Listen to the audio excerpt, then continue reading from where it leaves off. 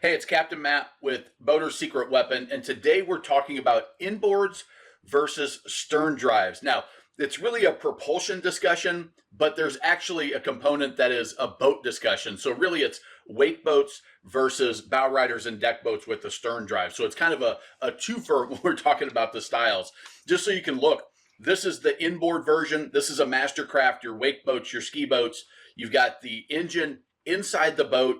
Right now, they're usually doing a V drive where the prop shaft comes off and back. You've got a big brass propeller with the big brass rudder that propels the boat. The rudder swings to steer, and then you usually have these tracking fins to keep the boat tracking nice and straight as people are pulling back and forth.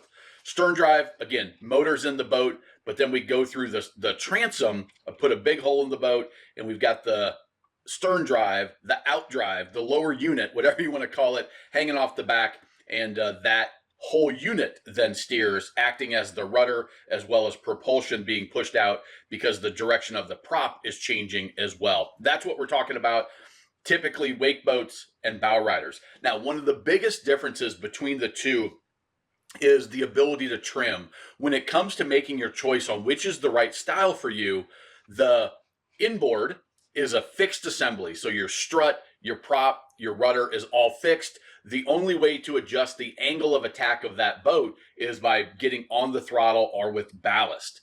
Now in a stern drive, a bow rider, or a deck boat, you can adjust that lower unit with the trim, just a flip of a button, and you can get that bow up, which means when you're in rough chop, that bow rider, you can get that bow up to soften it up versus kind of plowing through the chop, if you can imagine that. So next, we've got the big difference that's going to lean you to maybe one or the other. The inboard is like the Hulk. It's super powerful. It has a ton of torque.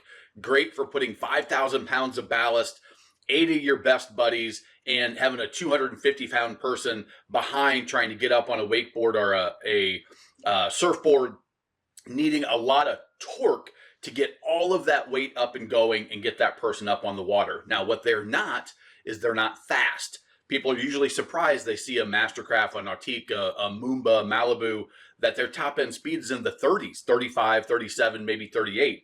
That's all you're going to get because that boat is designed to push heavy loads and to pull heavy loads out of the water up front.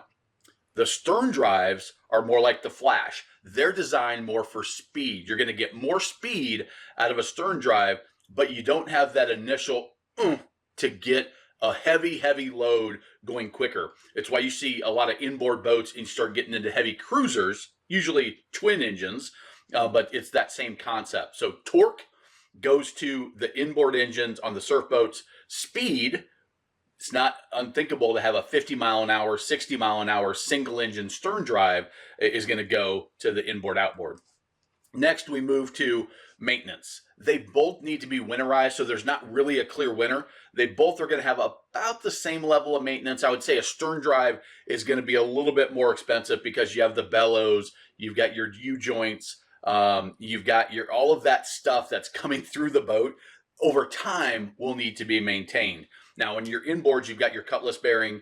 We'll talk about it in just a moment. There's a couple other things you have to be on the lookout for, but very similar in maintenance. And the stern drive also requires a gear lube change. So a little bit more expensive, but the winterization is the same. Now, let's talk about activities. You know, if you've gotten my Boat Buyers Toolkit, if you have joined the First Time Boat Buyers Academy, that we talk about pick 80% of your lifestyle. So on the inboard side, they do water sports better than anything. Surfing, wakeboarding, because of that torque and because of the other stuff that's added to the boat, great surf waves, good solid wakeboard waves. When you move over to the inboard outboard on a bow ride or a deck boat, now what you get is you get a very versatile boat that does a lot of things good, but nothing exceptional except for handle rougher water, much better. So you can still surf, you can still ski, you can still tube. You can still wakeboard, ski, and tube. The surfing, unless you have that reverse facing drive, is something that I'm not super sold on, something I personally would stay away from. And here's one of the reasons.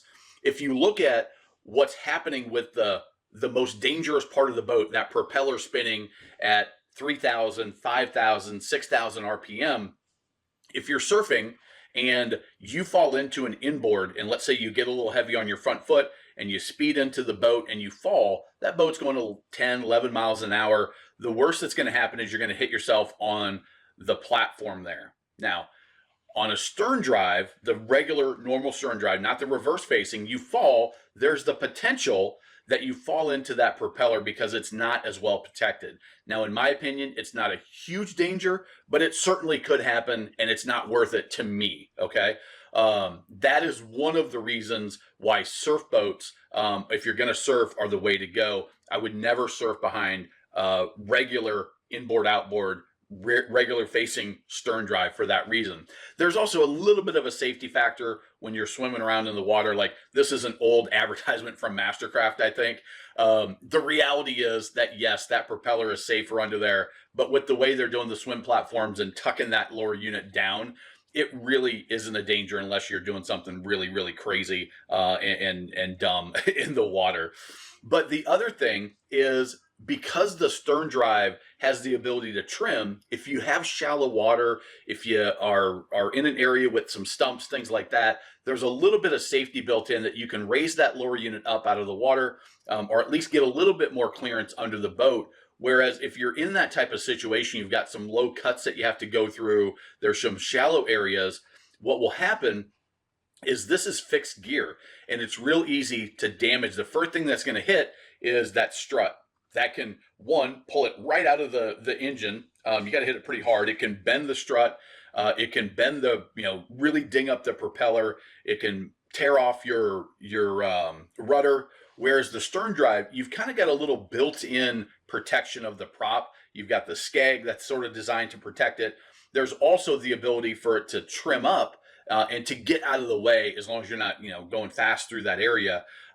So there's some advantages to the stern drive in that situation. You can kind of see it, how low they hang underwater, that this is pretty far down, but it's going to trim up easy to be parallel with the bottom of the boat.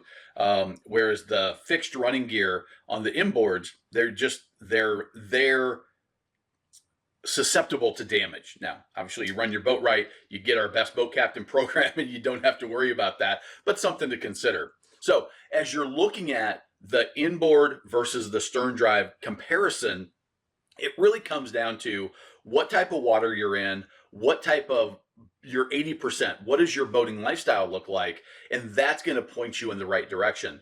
There's a certain point, though, where budget's going to come into play, because on the surf boats, especially if you're looking in the pre-owned side, you can get into a much nicer stern drive because there was just more of them made for a lower investment. So that's something to consider as well. But if surfing is your goal, then inboard. If it's just wakeboarding and doing some tubing, well, then you could go either, if you're in a rough body of water and, hey, comfort is important to you, I'm going to start leaning towards the stern drive because I've got the ability to trim and soften up that ride. It's still going to do a good job with wakeboarding. It's going to do a good job with skiing. It's going to do a good job with tubing.